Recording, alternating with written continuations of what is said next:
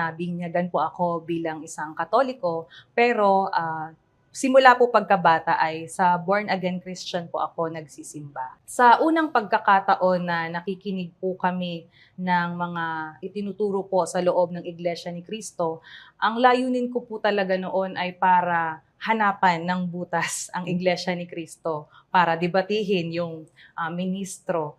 Pero nung pagkakataong iyon, narinig ko na bagamat masakit sa aking kalooban, sinabi po doon at tinuro po doon na hindi lahat ng relihiyon ay tinatanggap ng ating Panginoong Diyos. Kaya masakit man sa pakiramdam kasi ang naiisip ko po ay sayang po yung mga ginagawa naming pagsisikap, pagtitiyaga na 4 na oras, dumadalo ng mga worship service sa born again.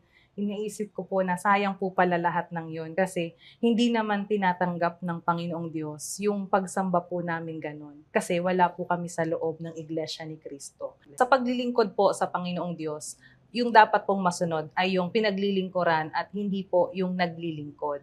At ang kalooban po ng ating Panginoong Diyos para tanggapin niya po yung pagsamba sa Kanya ng mga tao ay umanib po sa loob ng Iglesia ni Cristo. Sa labas po ng Iglesia ni Cristo, kahit magsagawa po ng pagsamba, ang mga tao ay hindi po tatanggapin ng ating Panginoong Diyos.